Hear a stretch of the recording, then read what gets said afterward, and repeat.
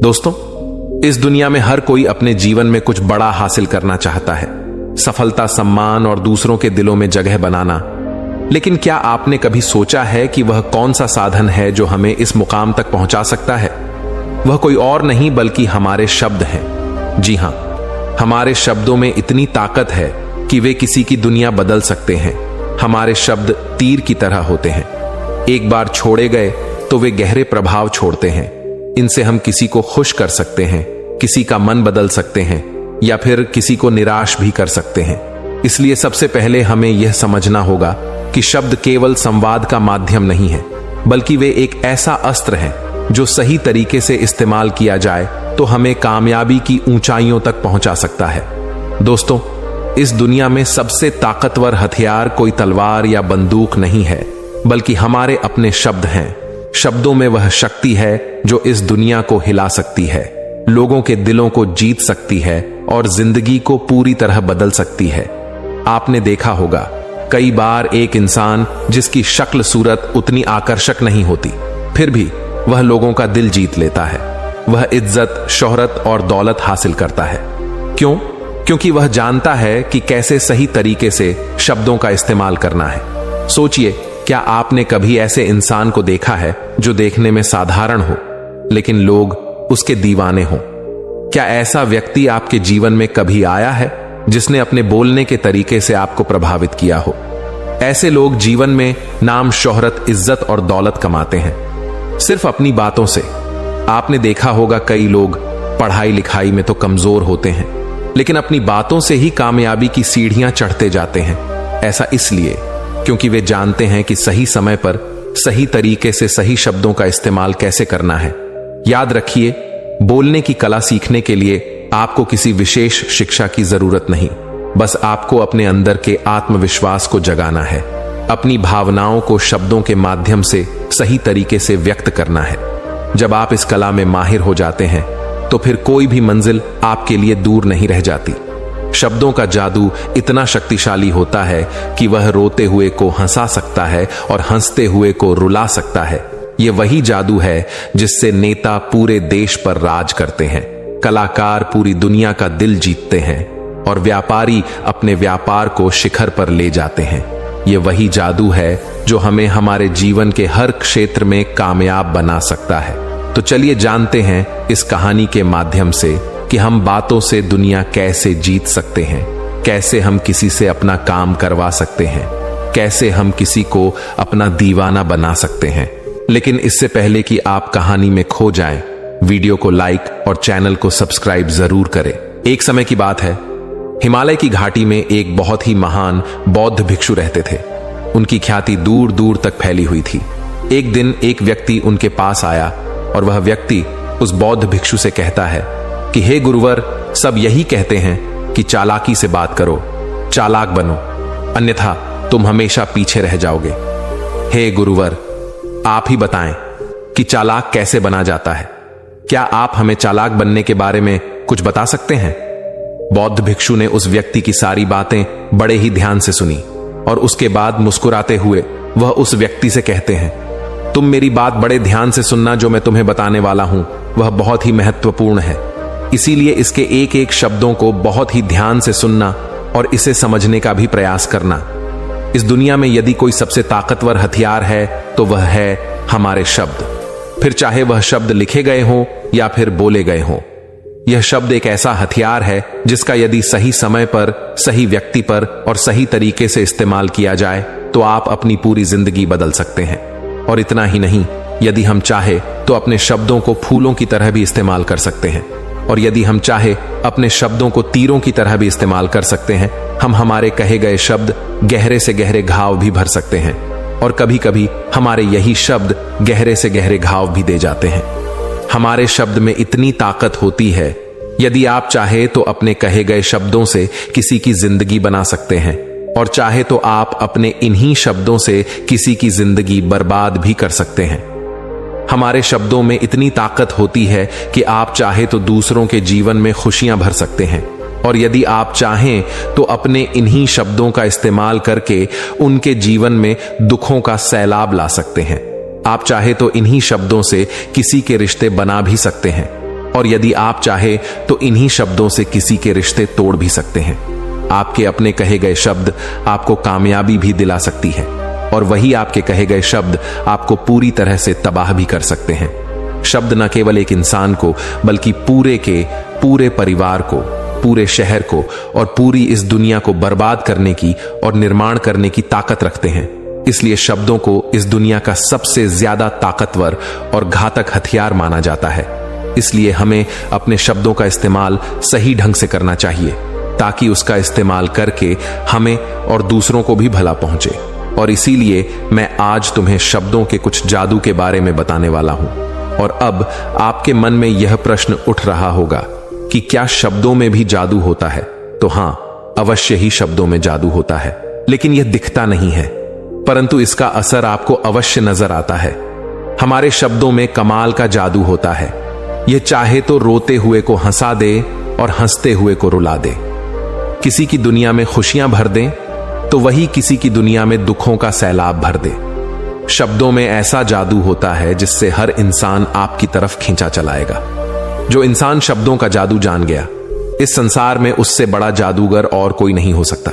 लोगों से बात करना, उनसे अपने कामों को मनवाना, यह एक कला है और यह कला आपको सीखनी चाहिए।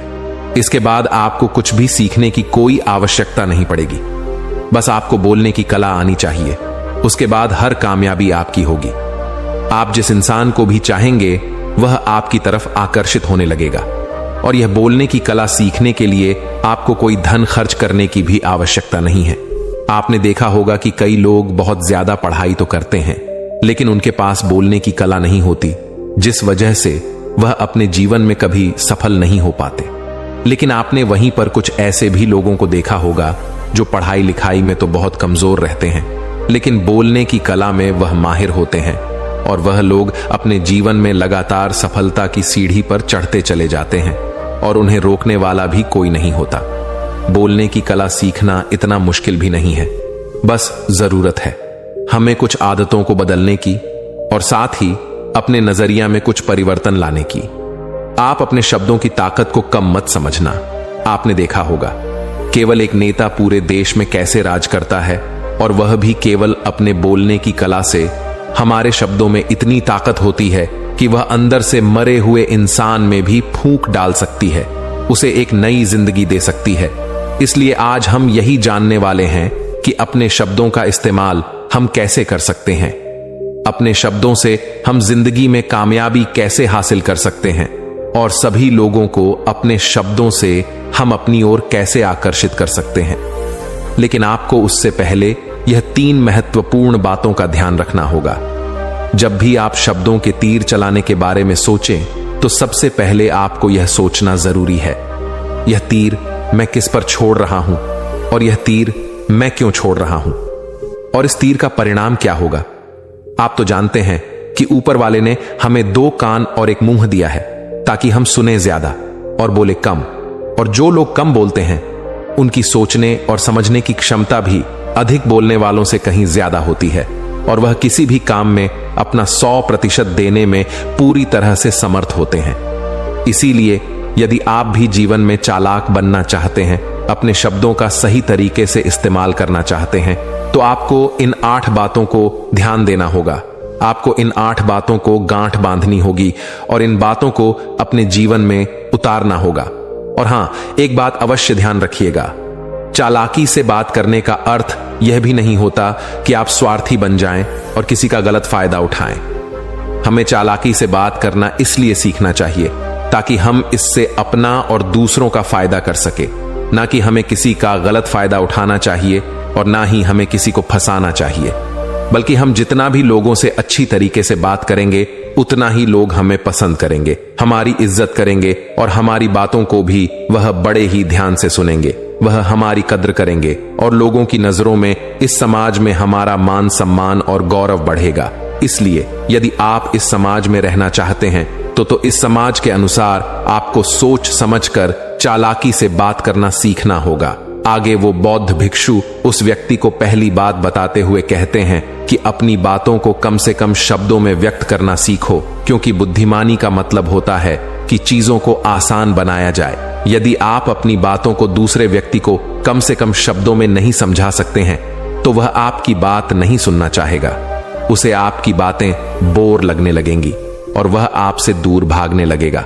आपने देखा ही होगा कि आपके आसपास कोई ना कोई व्यक्ति तो जरूर होगा जो अपनी बातों को बहुत घुमा फिरा कर, बहुत बढ़ा चढ़ा कर बोलता है, और ऐसे व्यक्ति पर आप कैसा महसूस करते हैं, ठीक वैसा ही वह सामने वाला व्यक्ति आपके लिए महसूस करेगा। क्योंकि आजकल अक्सर लोग बातों को इधर उधर घुमाकर ही कहते हैं। उन्हें सीधी बात करना अच्छा ही नहीं लगता, लेकिन वह यह भूल जाते हैं कि वह अपनी बातों को और भी ज्यादा मुश्किल कर रहे हैं, जिससे उनकी बातों में कोई भी दिलचस्पी नहीं लेता। इसीलिए आपको इस बात का ध्यान जरूर रखना चाहिए कि अपनी बातों को कम से कम शब्दों में लोगों तक पहुंचाएं, और यही बुद्धिमानी है। क्योंकि आजकल के दौर में हर किसी के पास इतना समय नहीं है कि वह आपकी लंबी चौड़ी बातें सुन सके। सभी के पास अपने अपने काम हैं, सभी अपने अपने कामों में व्यस्त हैं, अपने जीवन में व्यस्त है, और आप खुद ही अपना समय क्यों बर्बाद कर रहे हो? जब आप किसी भी बात को केवल 1 मिनट में कह सकते हो तो आप उसके लिए आधा घंटा क्यों लगा रहे हो? जितना ज्यादा आप कहेंगे उतने ही सस्ते आप महसूस होंगे, और जितना ही कम शब्दों में आप अपनी बातों को लोगों तक पहुंचाएंगे तो लोग उतना ही ध्यानपूर्वक आपको सुनना और समझना पसंद करेंगे। आगे वह बौद्ध भिक्षु उस व्यक्ति को दूसरी बात बताते हुए कहते हैं कि दूसरों का दिल जीतना सीखो। आप जब भी लोगों के साथ होते हो तो उन्हें अपने साथ अच्छा महसूस करवाओ। अगर आपको किसी से अपना काम निकलवाना है तो उसकी थोड़ी सी बड़ाई करो, क्योंकि आजकल हर कोई अपनी बड़ाई सुनना चाहता है। इससे आपका कुछ नहीं बिगड़ेगा, क्योंकि वह अपनी बड़ाई खुद सुनना चाहता है। लेकिन हां, बड़ाई करते समय इस बात का भी ध्यान रखना चाहिए कि सामने वाले को ऐसा ना लगे कि आप सचमुच में ही उसकी बड़ाई कर रहे हैं, उसका मजाक बना रहे हैं। जैसे मान लो कोई व्यक्ति काला है और आप उसे कह दो कि तुम बहुत सुंदर दिख रहे हो, तो वह आपकी बात समझ जाएगा, और हो सकता है कि वह आपसे गुस्सा भी हो जाए। बल्कि आप उससे कुछ इस तरीके से बात करें कि अरे दोस्त, आज तो तुम बहुत अच्छे लग रहे हो। पहले कही गई बात उसे बिल्कुल पसंद नहीं आएगी, लेकिन जब आप उसे कहेंगे कि आप आज बहुत अच्छे लग रहे हो तो वह तुम्हारी बात अवश्य सुनेगा, और उसे यह सुनकर बहुत अच्छा भी लगेगा। इसीलिए पहले उन्हें वह दीजिए जो उन्हें चाहिए, और फिर वह अपने आप ही आपको जो चाहिए वह देने को तैयार हो जाएंगे। फिर बौद्ध भिक्षु तीसरी बात बताते हुए कहते हैं कि जो भी बोलो विश्वास के साथ बोलो। अपनी बात रखने में कभी शर्माओ मत। अपनी बात को पूरे आत्मविश्वास के साथ रखो। आपने देखा होगा कि हम में से कई लोग अपनी बात रखने में शर्माते हैं। फिर भले ही वह उस विषय के बारे में अधिक जानकारी रखता हो, लेकिन वह लोगों से उस विषय के बारे में बात करने में शर्माता है, जिस वजह से लोग उसकी बातों पर विश्वास नहीं करते। उन्हें लगता है कि इसे इसके बारे में बिल्कुल नहीं पता, और वह लोग आपकी बातों में दिलचस्पी नहीं दिखाते, और वह लोग आपको आपकी बातों को झूठ भी समझने लगते हैं। इसलिए आप किससे क्या कह रहे हैं और क्यों कह रहे हैं, यह बात समझना भी बहुत जरूरी है। और यदि आप किसी के बारे में जानते हैं और पूरे आत्मविश्वास के साथ उस बात को रखते हैं, तो सामने वाले व्यक्ति पर आपकी बातों का प्रभाव जरूर पड़ेगा, क्योंकि आत्मविश्वास में ही वह शक्ति है जिससे लोग आपकी बातों पर विश्वास करते हैं, आपकी बातों से ही प्रभावित होते हैं। किंतु यदि आप अपनी बात रखने में शर्माते हैं तो आप कभी भी अपना प्रभाव दूसरे व्यक्ति पर नहीं छोड़ सकते। इसीलिए जब भी आप किसी से बात कर तो अपनी बातों को आत्मविश्वास के साथ रखें। आगे वह बौद्ध भिक्षु व्यक्ति को चौथी बात बताते हुए कहते हैं कि अपने शब्दों और अपने वाक्यों में भावनाओं को ढालने की कोशिश करें, क्योंकि जब तक आपके शब्दों में, आपके वाक्यों में भावनाएं नहीं होंगी तो वह लोगों के दिल तक कैसे पहुंच पाएंगी। और जब आपके शब्दों में, आपके वाक्यों में भावनाएं जुड़ी होती हैं तो वह आसानी से लोगों के दिल तक पहुंच जाती है। इसीलिए आपको अपनी आवाज को उसी माहौल के हिसाब से रखनी चाहिए। यदि आपको लगता है कि किसी वाक्य पर, किसी ऐसी स्थिति पर आपको दुखी होना चाहिए, तो आपकी आवाज में वह नमी होनी चाहिए। और यदि आपको लगता है कि सामने वाला व्यक्ति खुश है और वह खुशी खुशी आपकी बात सुन सकता है, तो आप उससे खुशी खुशी भी बात कर सकते हैं। और दूसरी तरफ यदि आपको लगता है कि कोई व्यक्ति दुखी है और उसके मन को शांत होना चाहिए, तो आपको भी उसके मन को शांत करने वाली वाणी, मतलब अपने शब्दों, अपने वाक्यों का इस्तेमाल करना चाहिए। अपनी आवाज में नमी रखनी चाहिए, जिससे आपके मन की बात, आपकी भावनाएं उसके दिल तक पहुंच सके और वह आपकी बात सुनने में दिलचस्पी दिखाए। क्योंकि जब आप किसी का दर्द बांटते हैं तो सामने वाले व्यक्ति को बहुत अच्छा लगता है, और ऐसे समय पर आपकी भावनाएं, आपके शब्द और आपके वाक्य ही अधिक महत्व रखते हैं। शब्द वाक्य सब एक ही होते हैं, बस इन्हें बोलने का तरीका अलग अलग होता है। कि जैसे आप अपने पार्टनर से प्रेम से कहते हैं कि मैं तुम्हें कभी नहीं छोड़ूंगा, और वहीं पर अगर आप गुस्से से यही बात कहते हैं, मैं तुम्हें नहीं छोड़ूंगा, तो इन दोनों बातों का मतलब तो एक ही है, लेकिन कहने का तरीका बदल गया है। शब्द तो हर किसी के पास होते हैं, लेकिन सही तरीके से शब्दों का इस्तेमाल करना यही बुद्धिमानी होती है। जो अपने शब्दों में, अपने वाक्यों में भावनाओं को जोड़ पाता है, वही लोगों के दिल में राज कर पाता है। आगे वह बौद्ध भिक्षु उस व्यक्ति को 5वीं बात बताते हुए कहते हैं कि जब भी तुम किसी व्यक्ति से बात करते हो तो उसकी आंखों में आंखें डालकर बात करो, क्योंकि यदि आप बात करते समय लोगों से नजरें चुराएंगे, सामने वाले व्यक्ति से छुप छुप कर बातें करेंगे, तो उसे ऐसा महसूस होगा जैसा कि आप उससे कुछ छुपा रहे हैं, आप उससे झूठ बोल रहे हैं। इसीलिए वह आपकी बातों में दिलचस्पी नहीं दिखाएगा और ना ही वह आपकी बातों पर विश्वास करेगा। और वहीं पर दूसरी तरफ यदि आप पूरे आत्मविश्वास के साथ किसी दूसरे व्यक्ति की आंखों में आंखें डालकर यदि आप उससे झूठ भी कह देंगे, तो भी वह आपकी बातों पर विश्वास कर लेगा और वह आपकी बातों में दिलचस्पी भी दिखाएगा। इसीलिए बात करो राजा की तरह और काम करो गुलाम की तरह नहीं।